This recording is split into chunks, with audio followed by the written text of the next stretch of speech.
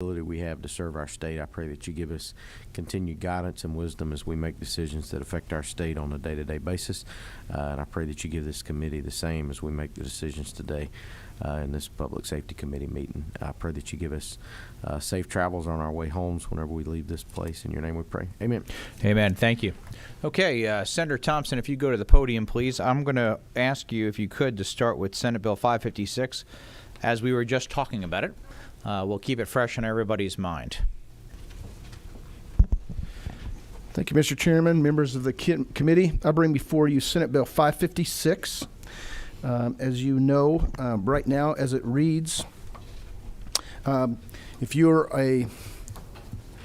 the renewer of driver's licenses for current and retired peace officers, it's at no charge. And what we're trying to do is do the exact same thing for military. There's been discussion, Mr. Chairman, with you and members of the committee that we would possibly have a friendly amendment on line 31 and 32 and possibly move that up to 29 and 30 so that we could move the National Guard into that same provision. Pretty straightforward. As we know, we want to make sure we're honoring our law enforcement and now our National Guard as well.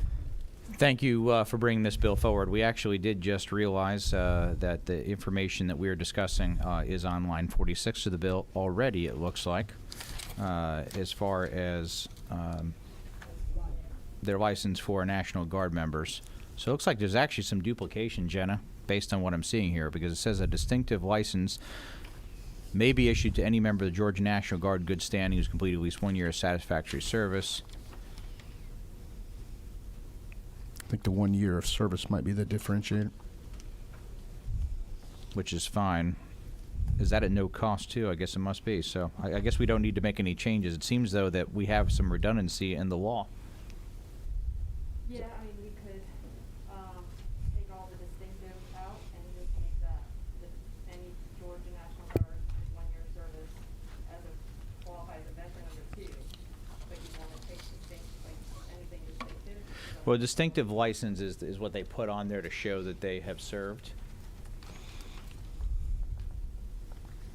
I think we're talking about the difference of what might be having a specific notation on the driver's license versus getting it at no cost.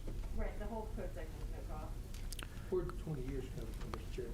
Well, I think the 20 years was in there. I think we had a bill that changed and added line E. So I think when that happened, we probably should have struck lines 31 and 32 a while back. Is that not accurate?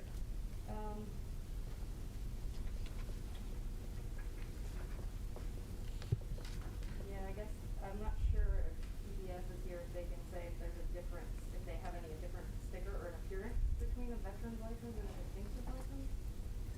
I don't know that for sure. For someone with 1 year National Guard service would have a quote-unquote veteran's license versus a distinctive license. We're going to phone a friend here. If you can hang on, we're going to get Miss Shavonda Leslie, who could not be in here in person, but we have her available. Oh. Do I have somebody in the back with information? We're doing it right now. Thank you.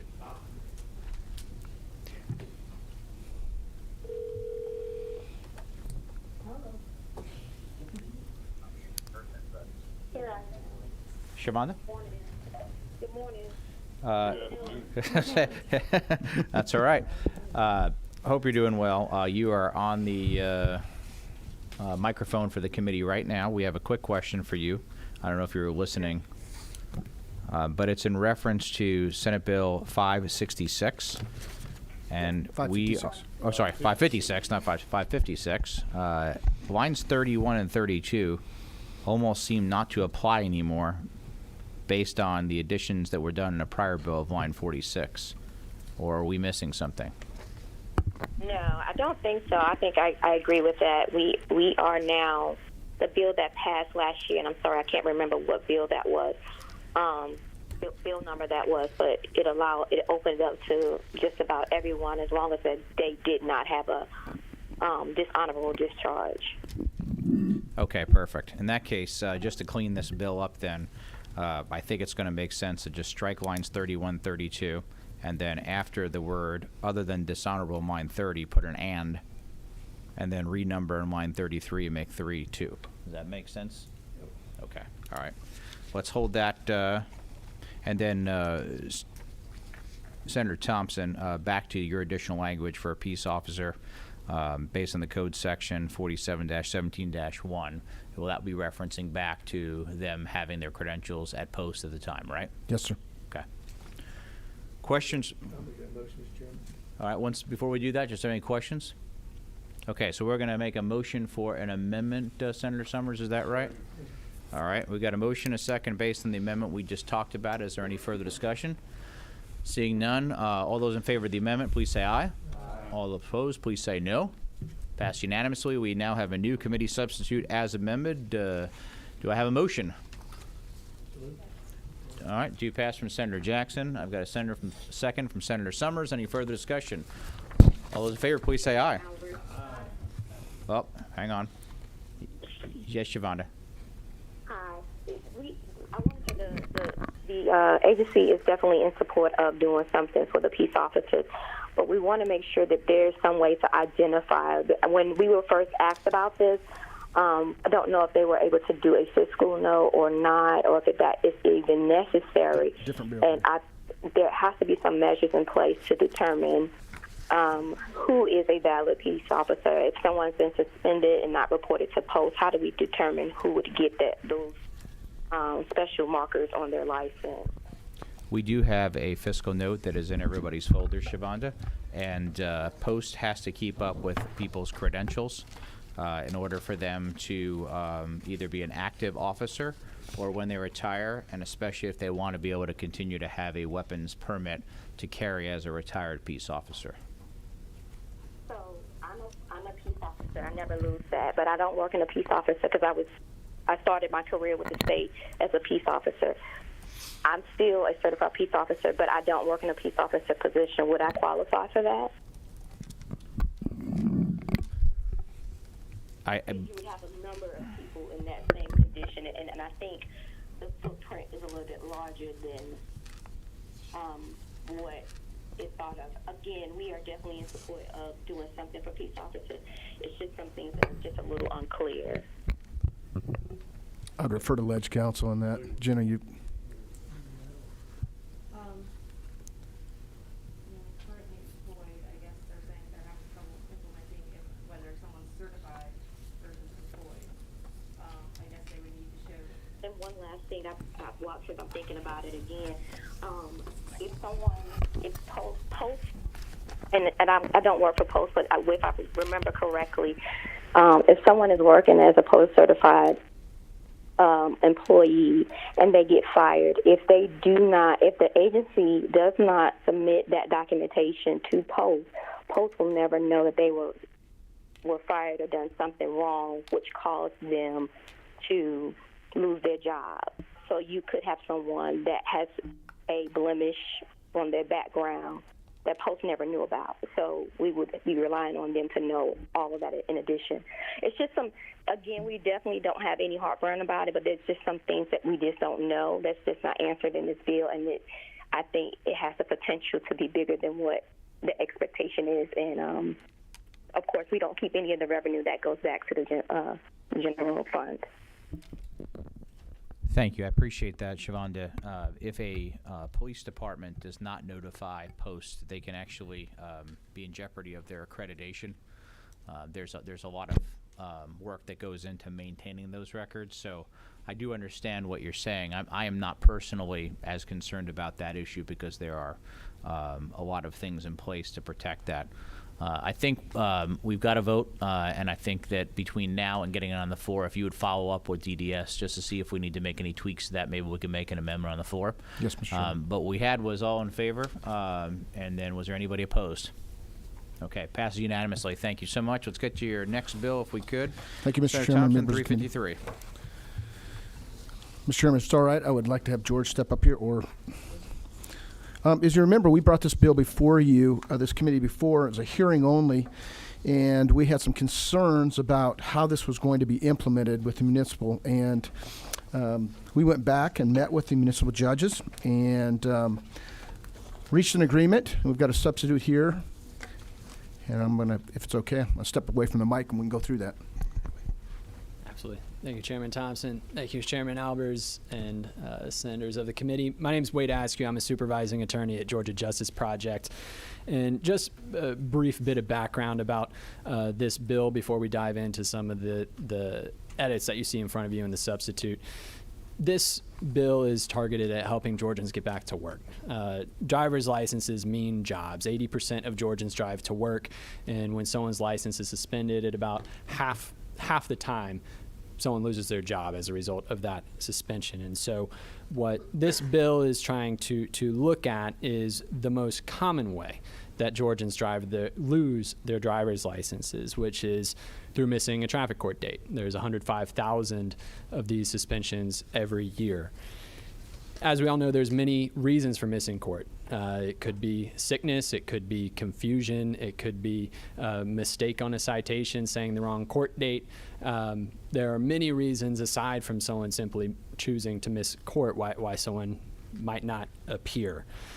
But no matter what the reason is why someone wasn't able to appear in court, the result in terms of a suspension right now under current law is the same, which is an automated process begins to suspend a license. What 353 would do is actually preserve that automated process that is currently in place, which we discussed with the municipal court and probate court judges to make sure that the process contemplated in 353 would actually work on the ground for judges in the administration of justice. The change here in current law would be that if appropriate, a judge would have the ability in their discretion to stop a suspension from moving forward, or in the alternative, once a suspension actually happened, to reinstate that license at their discretion.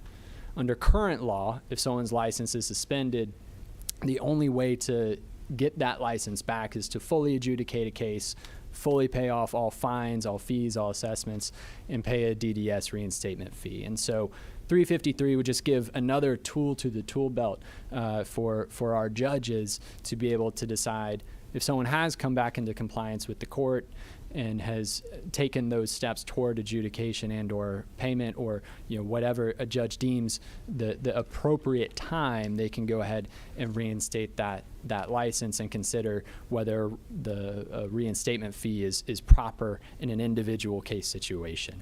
And so those are the changes in the current substitute that you're looking at, and that's what 353 is really targeted at doing, which is helping Georgians who especially are at risk of losing their job to keep their licenses or get their licenses back, get to work, and get back to work.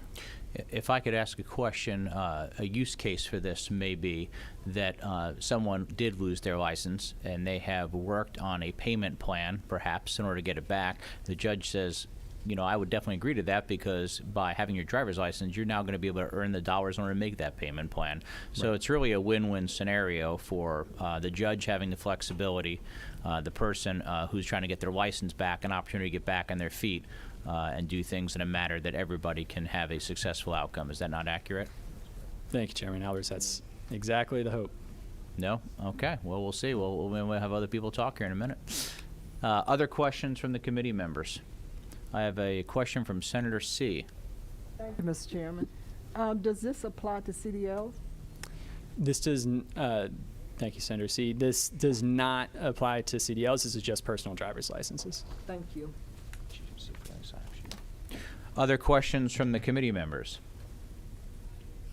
All right. Why don't you all take a seat here, and we'll check the sign-up sheet. Thank you. It's blank. Okay. So nobody else must want to speak on this bill. All right. Once you want to give them the sign-up sheet. You can fill out the sign-up sheet and then go ahead and introduce yourself. Tell us who you are and who you represent. They're all. We didn't realize the meeting was moving. Yeah, I didn't either until he was in here.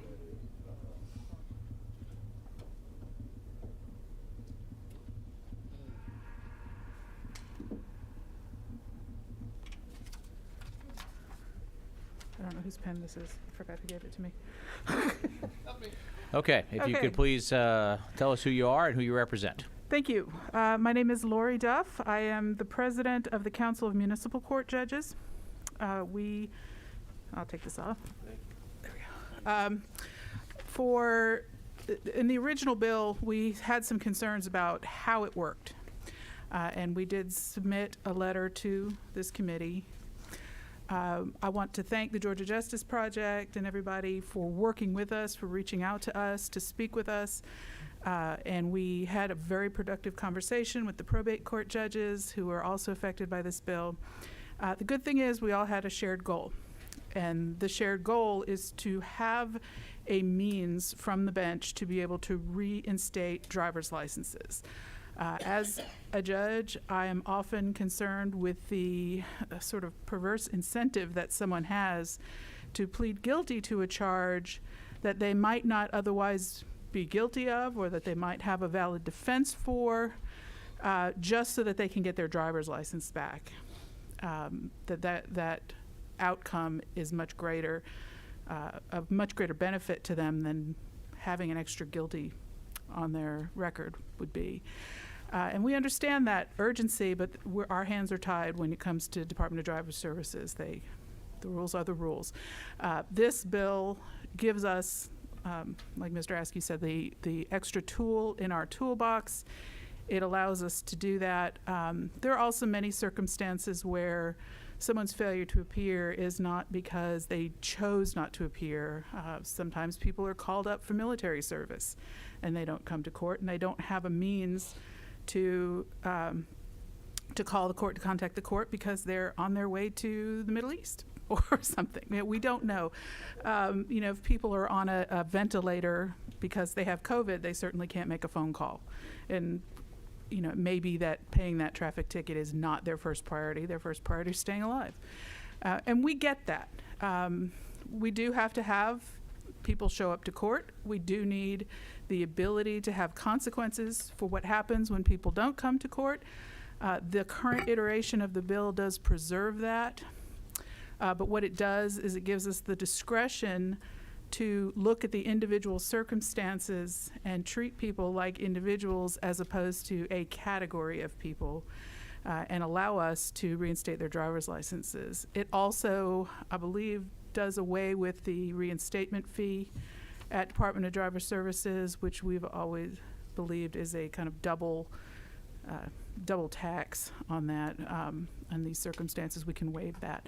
So we appreciate everybody's working with us. We appreciate the committee's willingness to listen to our initial concerns. We are happy, more than happy, with the bill in its current iteration, and we would recommend passage. Thank you, Judge Duff. Any Thank you. questions from the committee members? Okay, thank you. Judge Jackson, good to see you as always. Come on down. Thank you. Senators, let me first thank you for the work that you do. I've been sitting on the Atlanta Municipal Court primarily handling traffic cases for 21 years, but I began my career in legislative counsel. I won't tell you how old I am, but I was LC 5. And then served as legal aid to the President of the Senate, Zell Miller, of memory. And the biggest problem we have in our court, and as a past president before Judge Duff, are people who simply don't come to court. And they don't read their ticket, and they don't realize if you don't come, the system will kick in and suspend your license. Now, we're not talking about failing to pay a traffic ticket. In this state, your license never gets suspended for failing to pay a fine. The only fail to pay is a super speeder notice that comes from the Department of Driver Services. If you don't pay that, your license gets suspended, but that is not a court situation. That is the only fail to pay in this state. So a payment plan has nothing to do with suspending license. What we're talking about is FTA, failure to appear. Now, there are legal excuses to miss court. You're sick, you're in jail, you're a member of the General Assembly or staff, you're in the armed forces with marching orders, you're subpoenaed to a higher court, or you're on jury duty, which is also a summons. That's it. Weddings, funerals, bar mitzvahs, confirmations, none of those are legal excuses. And of course, that pretty much will fill the bill. But as Judge Duff mentioned earlier, I had a case of a driver who was due in court, let's say, on a Thursday. Wednesday afternoon, this driver is in the National Guard, and he gets called to report to your base. So he reports. They slam the door behind him. You're now embargoed. You're going to the Middle East. He comes back 7 months later. Well, he's FTA. His license is suspended. He didn't show up. He has a federal right under something that used to be called the Soldiers and Sailors Relief Act to miss court. A federal right. And obviously his FTA is set aside. The problem is when he goes over to the Department of Driver Services, they want this restoration fee. They don't understand that he has a right not to be here. His excuse is not only permitted by state law, but by federal law. I cannot write anything that will go around that, in spite of the fact that he's serving our country. The only way I can stop that is writing something called a court error letter. But it isn't an error. And if I write a court error letter, it exposes my city to liability. And that actually happened. Somebody missed a court date. Eventually they got arrested. We tried to give them their license back. We wrote a court error letter. Now they turn around and sue the city of Atlanta. Oh, it was an error. You admitted it, and now we're going to get money from you. So we don't do that anymore. Our city attorney says, no, this is the vehicle, no pun intended, that will allow us to put logic into the law and say, look, there's a court order here that says this suspension is excused for whatever reason it is.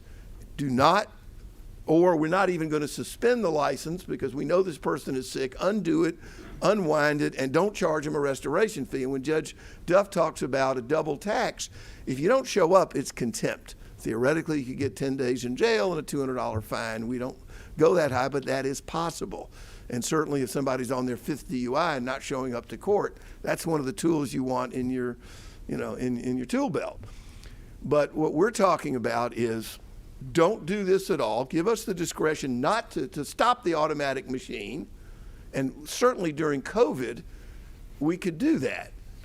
Maybe, but this will give us, with a Supreme Court order, I suppose we could do it, and we pretty much did. But this gives us the ability to say, do we really want to suspend somebody's license because they didn't show up for a license tag case? Maybe yes, maybe no. Depends on a lot of things. But more importantly, after the fact, let's give them relief that they do not have to pay all these restoration fees, which could be as high as $200, and that's a lot of money these days, a lot of money any day. And we're very much in favor of this bill because it keeps the automatic system rolling, but it gives us judges the discretion for which we were either elected or appointed to do to stop this thing from happening, to undo things that shouldn't have been done in the first place. And of course, if they don't show up to court, we don't really know until they finally contact us. And I've got one. I've got probably 20 tomorrow that are failure to appears. And now, if this bill passes, I will be able to do, hopefully, the right thing. And we're very much in favor of it, and we hope that it'll pass. And it keeps it automatic, and the change says the clerks will do this instead of the judges, because it'll generally be automatic unless somebody calls something to our attention. Well, you need to do this. And we want people back on the road. We want them suffering in traffic like the rest of us. That's probably cruel and unusual punishment, but that may be enough. And sometimes in some of these smaller cases, the inconvenience of coming to court has a great effect, especially in the cell phone. You get one free pass. That's probably enough to stop them from coming back. But I think I can speak for Judge Duff and my fellow judges. We're probably in the only profession where we don't want repeat customers.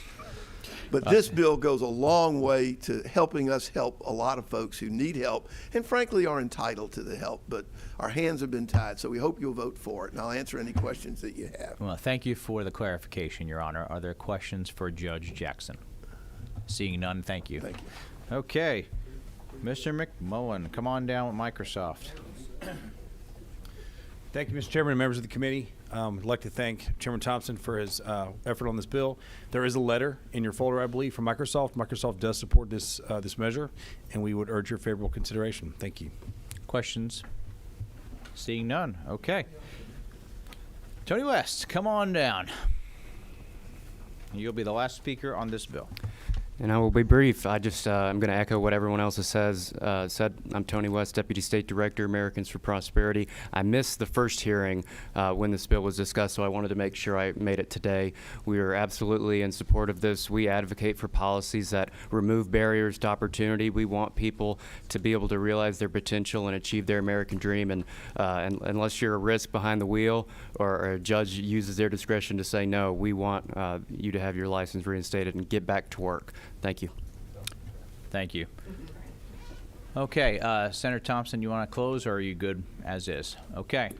I will recognize Senator Anderson for a motion. Make a motion do pass from Senate Bill 353. Got a motion to pass. Got a second from Senator C. Is there any further discussion? Seeing none, all those in favor, please say aye. Aye. All opposed, please say no. Passes unanimously. Best wishes and rules. Okay, Senator, again, come on down. We're going to hear Senate Bill 510, if you wouldn't mind. If you don't mind, just so you can be on video for all those live streaming at home today. I understand there's thousands watching at this moment. Yeah, I'm getting more nervous by the minute. Said great to be with you, Chairman Albers and committee members. Said I've got in front of you Senate Bill 510, and this is one of those constituent bills. Said sometimes I bring a bill that it's just like, how do I make life better? And somebody pointed this out to me. He's actually coming down on Thursday. Said he's an automobile dealer in Athens, and Thursday's Automobile Dealer Day. So one of the things that he said, yeah, he was up in northwest Georgia, and he was up on the mountain and went out to dinner or something like that, and then the next thing he knew was, here's his granddaughter, said that is going to have to drive down the mountain in a vehicle all by herself after dinner. And he said, the way the law is that unless a family member could have been in that car with her, she had to come down the mountain by herself. And it kind of unnerved him, and his daughter, who brought it to his attention, said, this driving law, it doesn't make a lot of sense. We need to fix it. So with that said, I asked our expert, Ms. Dole over there, to see what we could do to fix it. So if you flip over on to and I hope y'all are all looking at LC 393201.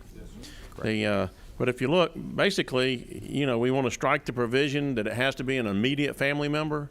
But we do want to keep it where there could only be one unrelated individual in the car with them. I don't want to see, as a new driver, somebody getting a carload of folks and doing that kind of thing be dangerous.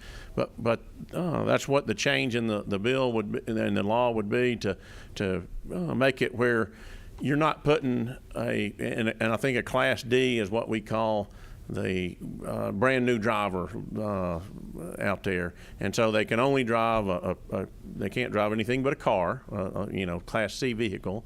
But with that, they can come down the mountain, and they could have somebody that wasn't related, another adult or somebody in the car, or and to me it's a pretty simple thing, and I just said, okay, there you go. So if we could move that one, I'd love to move that. If there's any questions, I'll refer them to Ms. Dole, because she's my expert.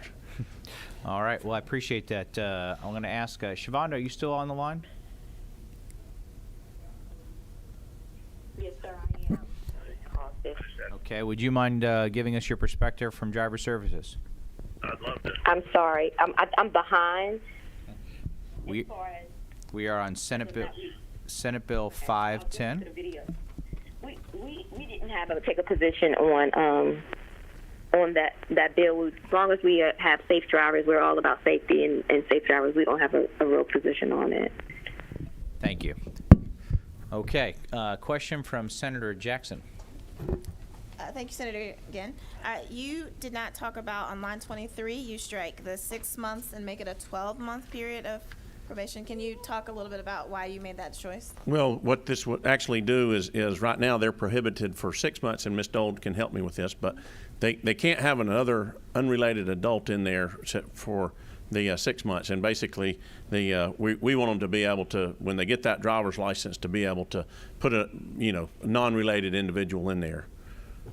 So if they're once they're they've been through the learner's license, they've passed a driver's test, and if there was a situation where they wanted to, hey, we went out to dinner and there's nobody else to ride with me, I'd hate to put a 16-year-old. You think about how vulnerable.